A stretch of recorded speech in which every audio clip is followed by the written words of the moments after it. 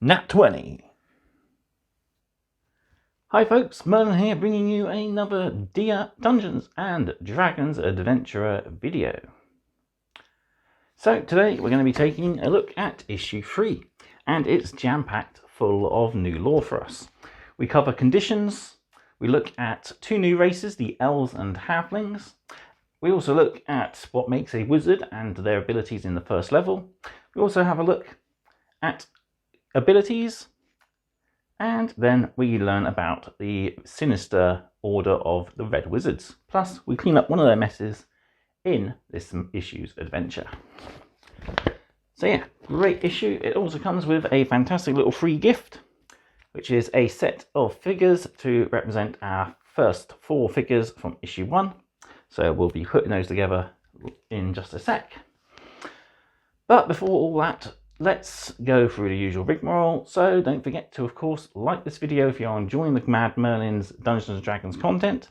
And if you are, please do consider subscribing to the channel if you haven't already done so, as the numbers are growing. Also, I have recently put up my first painting video, so if you are interested in painting particular model or color scheme, let me know in the comments of that video and I will do my best to bring out more painting content. But also let me know in the comment section down below what extras you're probably hoping to come in the future of the Dungeons and Dragons collection. Sadly, we now know that up to issue 10 at least is going to be dice sets, so we do get a few fun little sets. The metal set looks quite nice, as does the glow in the dark set. But yeah, I'm really hoping we see more in the way of these standee figures or other stuff for the DM. So I know we're getting the screen as a free gift, but it'd be nice to see if we have like some, as I've mentioned before, dry wipe markers and a laminated sheet for us to create our own adventures on and set our dungeons, etc. on. That'd be quite nice. Hopefully also it'd be nice to see included in later issues some blown up versions of the maps that we use in some of our adventures, especially ones that don't have all the information on, that we can have for the players to look at and help them immerse themselves a lot more in the adventure. And finally, don't forget to, of course, check all the links in the video description down below, including the Mad Merlins Patreon, where there is a dedicated partworks tier for you to help support the Dungeons and Dragons future content. Right, in that case, let's head over to the table and take a look at issue 3.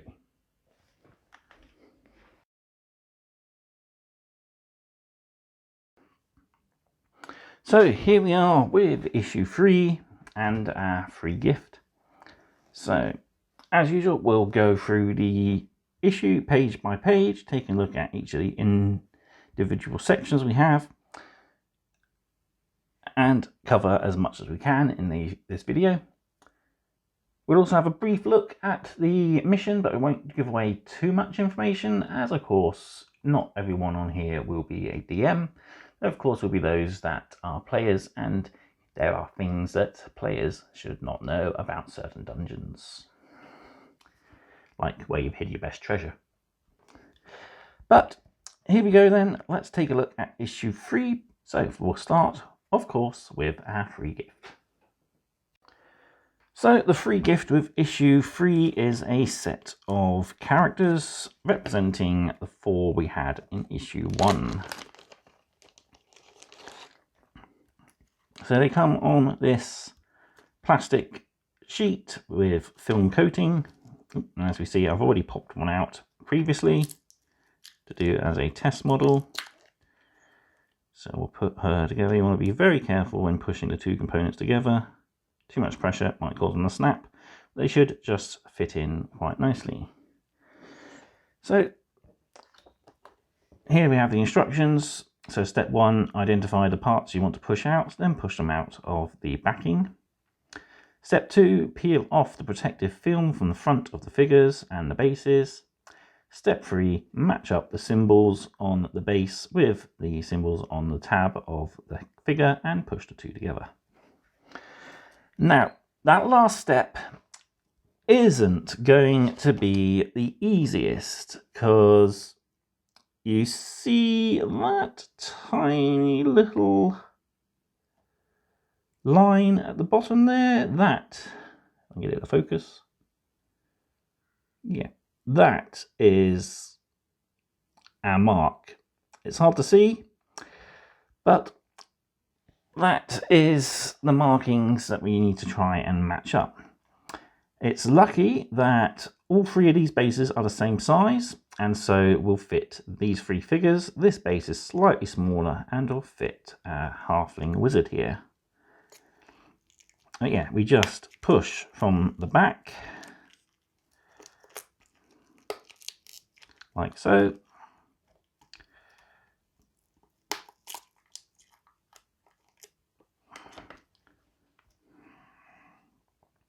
Then we've got a protective layer of film to peel off, like so.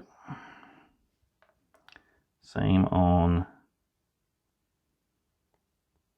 our figure. Peel. There we go. And that gets pushed in like so. And then we have Merovich, halfling wizard. And flipping around to this side is actually where the print is. You can feel where the print is. It's nicely done. But this is the protected side. So be careful not to scratch this off. That's why we can push them back into the film for protection between adventures.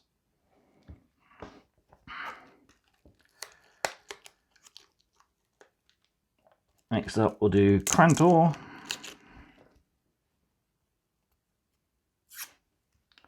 So remove the film again.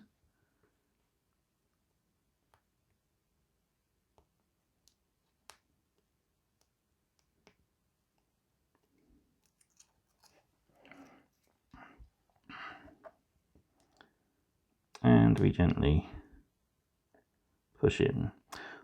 What I like to do to avoid putting too much pressure on this is to actually hold the model and then push the base rather than push the model into the base, as that could cause unwanted pressure on the base and cause it to snap. So finally we got our hill dwarf here.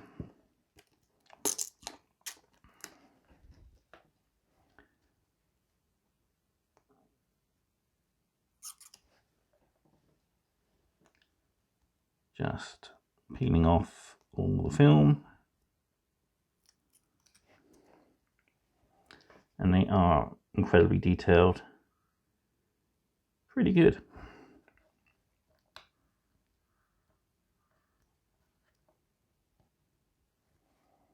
And there we have it. So that's all three of our characters. Or four of our characters, should I say. And yeah, they look great. It's just as much detail on these as there are on the full art of the character sheet. So really good quality. The printing is fantastic. And yeah, really helps with identifying where our characters will be on maps, etc. As I said in the introduction of the video, it'd be nice if we did get some maps later on, perhaps blank ones that we can use for playing through the missions with the magazine. But speaking of the magazine, let's bring in issue 3 and we'll start going through it with all our new information to learn.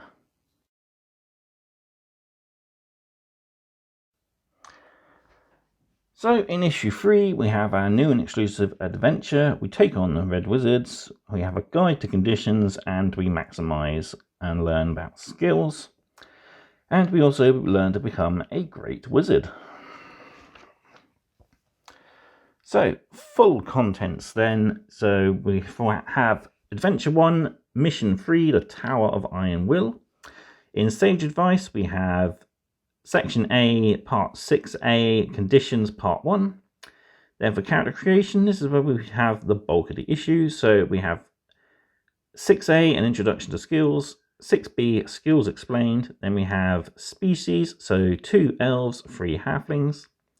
And then we have Classes, so 2A and 2B, Wizard, and Wizard features at the first level. And finally, our lore is the faction all known as the Red Wizards. Also on the page, we have a reminder as what comes with this issue, which is the set of 4 plastic characters for our pre-generated characters introduced in issue 1. So yeah, these figures to help you establish positions during combat, move them around on the map as you progress in your adventure. And then we have, of course, the usual QR code, which will take you to D&D Beyond there to help you create your own character from the ground up. So we have one piece of sage advice, and that is a starting look at conditions. Additional effects within Dungeons & Dragons can impair or benefit characters and the creatures they encounter. So this just helps to summarize what conditions are, how they might hinder or even benefit you as you go through your adventures. Most of these will require specific tests to pass in order to get them off. Some are even keyed in to specific spells, and they will have usually a specific time frame. So if multiple effects impose the same condition, it doesn't stack. If you are deafened for 1 round by 2 sources, you are deafened for 1 round. But if you are deafened for 3 rounds and 1 round from 2 different sources, you will be deafened for the longest period, which is the 3 rounds. So it's quite handy. Nicely breaks down conditions, how they work. And on the other page, we have a starting list of some of the conditions. So we have blinded, charmed, deafened, frightened, incapacitated, invisible, poisoned, prone, restrained, and unconscious. In future issues, we'll look at grappled, paralyzed, petrified, and stunned. But yeah, nice starting page to our conditions and how they and their effects. So yeah, your things such as blindness will affect obviously your perception, so you won't be able to see things very well. So you'll be rolling with disadvantage on your attacks, both you and creatures. Frightened will cause you to be, of course, afraid of a particular source. You cannot willingly move towards the source, and you have disadvantage on checks and attacks while you can see the source of your fear. So it's nice that they break it down easy and even reference other abilities and where they're to. So if you're unconscious, you are also considered to be incapacitated, so it tells you to see left. And you are also prone, so it tells you to see prone above. Moving on then into our character creation section, we're going to start taking a look at skills. A character's skills help determine how likely they are to succeed at an action, boosted by the specializations they gain from their background and class. So again, more information. This takes more to the actual storytelling aspect of the game, where a character's skill might come in handy. So we have an example here where the DM will assess which of your skills, abilities, or attacks best suits the situation and tell you which sort of roll you need to make. You of course add, if you have a proficiency in a particular skill, you of course add your extra modifiers, which I'll explain more over the page. So the core 6 abilities each have their own set of subcategories that the skills will fall under, all with the exception of Constitution, which has nothing related to it. So strength is related to athletics, dexterity for acrobatics, sleight of hand and stealth, intelligence, arcana, history, investigation, nature and religion, wisdom, animal handling, insight, medicine, perception, survival, and charisma focuses on stuff like deception, intimidation, performance, and persuasion. So as I said, we have the skill proficiencies, so it goes through how you'd add up your dice roll and adding your bonuses to help pass a skill check here. And we even have a top tip here for rogues. So rogues get extra 2 boosts to 2 skills as part of their character class. The expertise feature doubles the bonus of the 2 chosen skills. So our pre-created character, Crantor here, has expertise in sleight of hand and stealth, noted by the E next to them. So we started learning about how skills are used, but let's learn a little more about what those skills actually are with explanations. Skills explained. Each skill has a number of ways it can be used in-game to achieve your goals. So we're going through these in alphabetical order. So we got acrobatics, as we can see here. This is basically how well your character is at staying on their feet in tricky situations, such as walking across ice, balancing a tightrope, and even scaling a rocky cliff. Animal handling is, as it says on the tin, how you handle animals, domesticated, and maybe even being able to control wild animals if you have skills like in such abilities. We have Arcana, so this is your ability to recall the lore about spells, items, and even symbols and traditions. Athletics, this is how quick you are on your feet, so covers situations of character encounters like climbing, jumping, and swimming.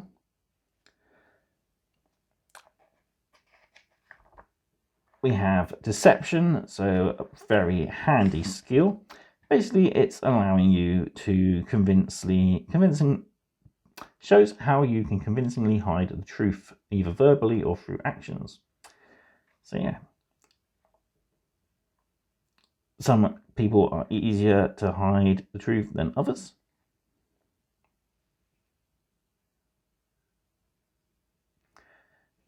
Moving on, we have history. So this is your character's ability to recall lore about historical events, people, kingdoms, and even disputes and recent wars, to even lost civilizations. Insight, so this is your ability to determine true intentions of a creature or person. Intimidation, as is shown here, is basically your physical ability to intimidate and get a person to either back down or do as you want. Moving on, we have coverage on investigation, medicine, nature, perception, performance, persuasion, religion, sleight of hand, stealth, and survival here. So it's pretty cool. Each one is broken down and explained quite nicely. So we have a DM top tip here. So changing a skill. Sometimes a skill proficiency ends up not being very useful or no longer fits a character's story. In those cases, a player can talk to the DM about replacing it with one that is more handy to them. So pretty cool. Moving on then, we have a look at one of the races, and we're going to look at the elves this time. The long lives of these magical humanoids gives them a unique perspective. So elves are, as it says, humanoid. They are often life, have pointed ears, and can live for roughly 700 years or more. As such, they have a bit of a different outlook on life compared to those of other less lived cultures and creatures. So we have a few different types of elves. We start looking at the mythical elves, the Avariel, who are the winged elves. As we can see by example here, they have beautiful feathered wings coming from their backs, and as such can fly between different land masses for short distances. There are also the Lifari, who turn themselves into wolves and live in packs in the woods. And there's even the ocean-dwelling sea elves that live along the Sword Coast. More common elves, though, are the Wood Elves, Sun Elves, Moon Elves, and the Drow. So the Wood Elves are those that, as it says, they live in the woods, often also referred to as the Copper Elves. They live in strongholds buried deep in forests. In the Elven tongue, they are known as the selves. The Sun Elves are part of the High Elf main faction. They are often referred to by their name as the High Elves, or even Gold Elves. In the Elven tongue, their name is the Untitled. So yeah, they are often connected to the sun through their yellow golden hair and even the colouring of their clothes. Another faction of the High Elves are the Moon Elves. These are paler, like colours such as blues and silvers, and are known as the Untitled in the Elven tongue. Finally, we have the Drow. These elves descended into the Underdark, a cavernous world beneath Faerun, following the Crown Wars, which is explained later on. There are many different cities of the Drow, such as Menzoberranzan, try saying that 3 times fast, the City of Spiders, Hachette, or Ched-Nasad. So yeah, pretty cool background on the different elves of Faerun. So many elves are happy to take up adventuring out of wanderlust, or simply because they want to do something with their time on the mortal plane. And then we have the rise of the Faerun elves. So the first elves came to Faerun millennia ago, building vast and mighty empires, long before the rise of humans. Over the time, they ended up falling out, and the Crown Wars followed soon after, and it sundered the elves into many different subcultures. Most of them took refuge on the landmass known as Evermeet, which they ripped from the earth and suspended high above the ground with great magic rituals.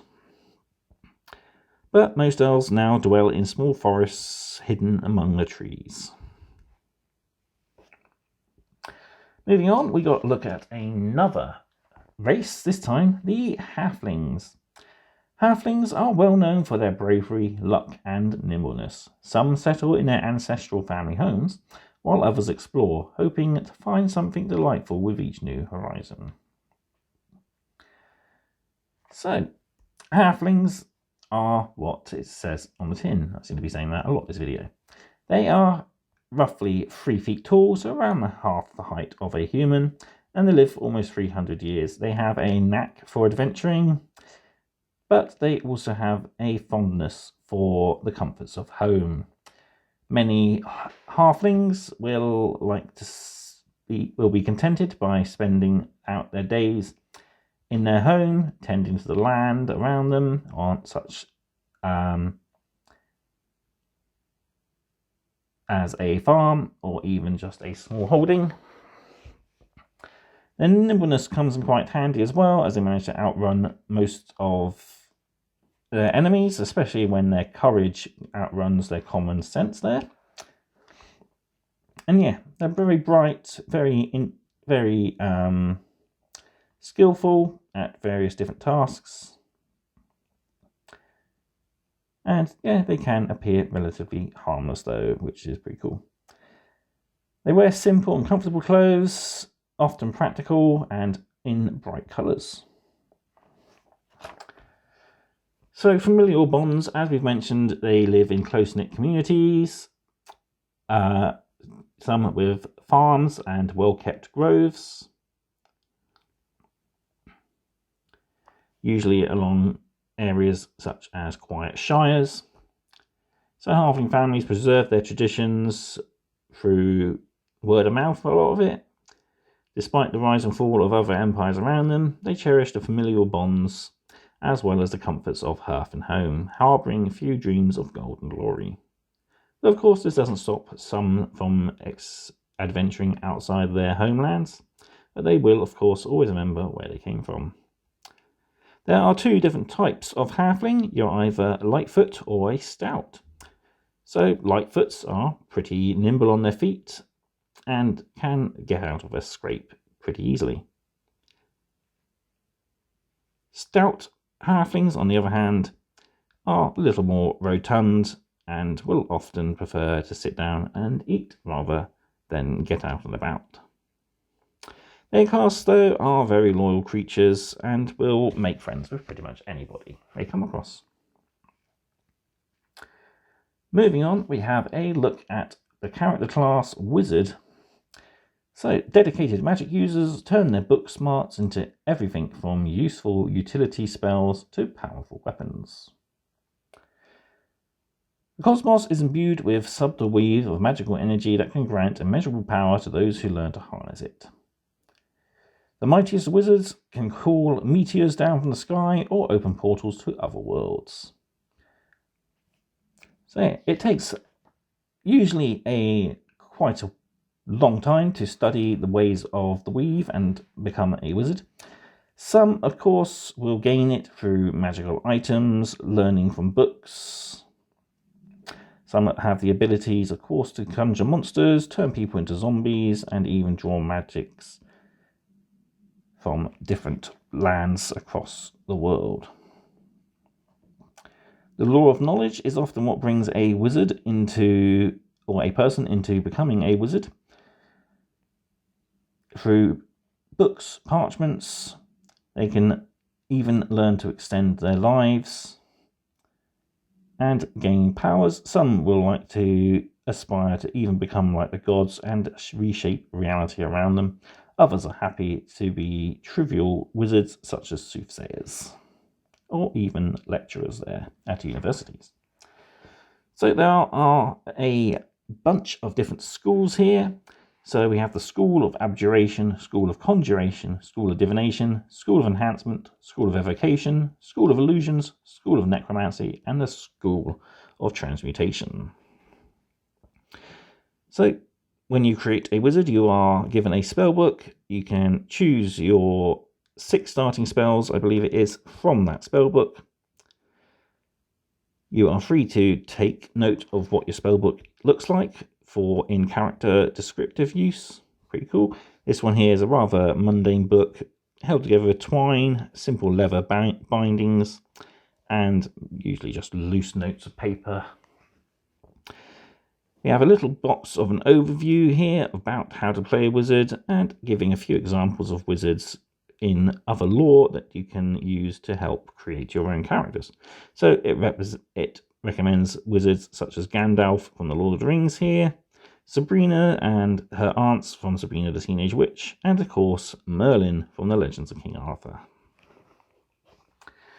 Keeping with wizards, we take a look at their abilities at the first level. So, varied in form and function, these arcane scholars turn their magical scribblings into wondrous actions.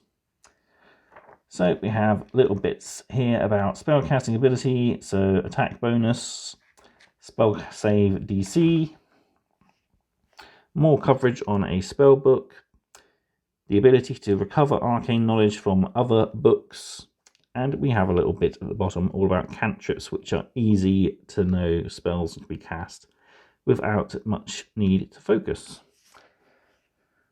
So in the spellbook section, it even has some little bits to reference back to previous sections, such as in a previous issue we learnt about concentration, so it is good to have that cross-reference, which is very handy.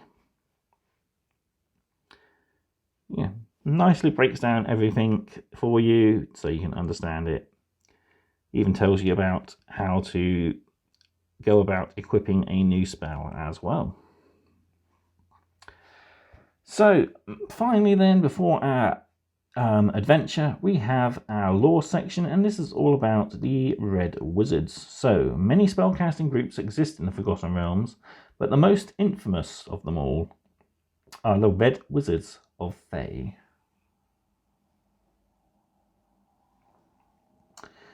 So yeah, the Red Wizards hail from the dismal region known as Thay. spread across a plateau over 2,000 miles east of the Sword Coast. So yeah, these are a group of wizards, mostly those dealing with dark magic and magic of undeath. Yeah, they're often in competition with each other as well. They will travel across various other lands, often in disguise, because of their reputation will cause people to capture or even kill them. So Zaz Tam is the mightiest of them all. He is a lich, which is explained over the page. But he rules Fae with an iron fist and isn't opposed to getting help from the dead. So here we have Lichdom. So as we know, Zaz Tam and his court, the Zulkirs, are all liches. They are wizards who have embraced undeath, making pacts to seal the souls into magic items known as phylacteries. These small vessels will capture their soul upon death, and then they are allowed to revive as a undead creature known as the Lich, with pretty much all their faculties still intact. So it's a dark and forbidding land. As we see, one of such city is detailed here. A massive wall around it. Many of its inhabitants are, of course, undead creatures. They do allow a few to have sentience, such as the generals of their armies, leaders of particular divisions. The land is often ruled by a police state, and you can expect it, any time you spend there to be constantly looking over your shoulder. It's not the best place to be, but if you are looking for a tutor in the dark arts, it's probably one of the best places to go. And then finally, we have a bit about Fae and connections with other nations.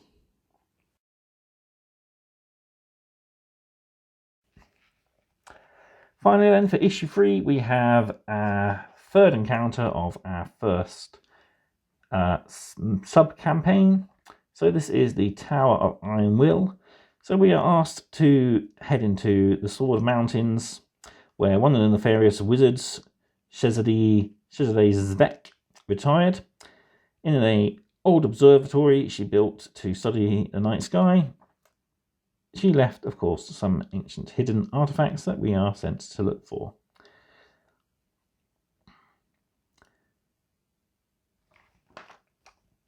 So, we got to find out what happened to the scout that went to search the area.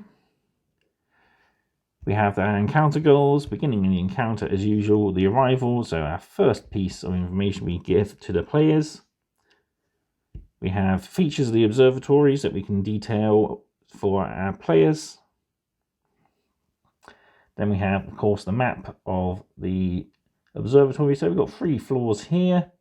So we got Nevara's horse on the outside. So that's where our scout has obviously put the horse and has disappeared.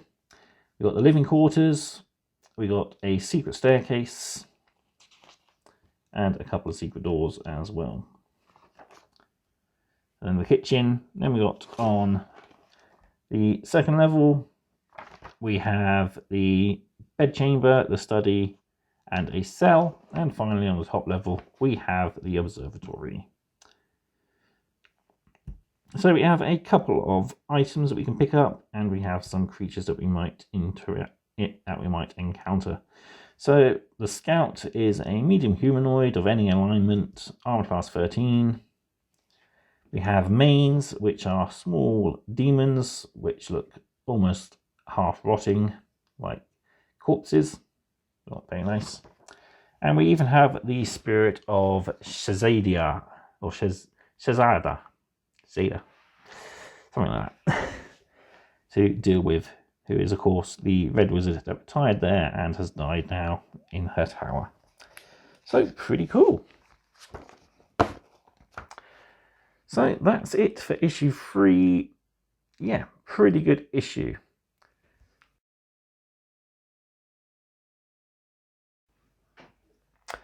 So, my final thoughts then is a great issue. I really enjoyed reading all the lore. The tutorials on how to play a wizard is fantastic.